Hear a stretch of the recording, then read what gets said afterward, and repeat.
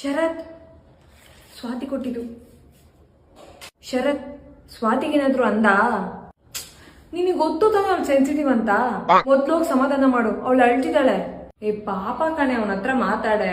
ನೀನ್ ಮಾತಾಡಿಲ್ಲ ಅಂತ ಅವ್ನು ಲಂಚ್ ಟೈಮ್ ಊಟನು ಮಾಡಿದ್ರೆ ಕಾಂಪಸ್ ಕೈ ಕಟ್ ಮಾಡ್ಕೊಂಡಿದ್ದಂಗೆ ಗೊತ್ತಾ? ಸ್ವಾತಿ, ನೀನಾಗ ಶರತ್ ಅಟೆಂಡೆನ್ಸ್ ಹೇಳ್ತಾ ಇದ್ಯಾ?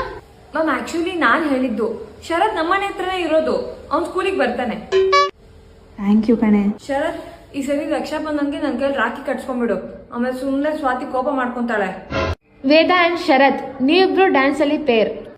ಸಾರಿ ಕಣೆ, ಆಕ್ಚುಲಿ ನೀವಿಬ್ರು ಪೇರ್ ಆಗಿದ್ದಿದ್ರೆ ಚೆನ್ನಾಗಿರ್ತಿತ್ತು. ಹೋಗ್ಲಿ ಬಿಡು. ಸ್ವಾತಿ, ಬ್ರೇಕ್ ಪೀರಿಯಡ್ ಅಲ್ಲಿ ಶರತ್ ಮೇಘನ ಜೊತೆ ಮಾತಾಡ್ತಿದ್ದ. ನಾನ್ ಹೇಳ್ದೆ ಅಂತ ಹೇಳ್ಬೇಡ. ಸ್ವಾತಿ ಮಿಸ್ ನೋಡ್ತಾ ಇದ್ದಾರೆ. ಶರತ್ ಇನ್ನ ಸ್ಕೂಲ್ ಆದ್ಮೇಲೆ ನಾನು ಸ್ವಾತಿ ಮಾತ್ರ ಒಟ್ಟಿಗೆ ಹೋಗ್ತೀವಿ.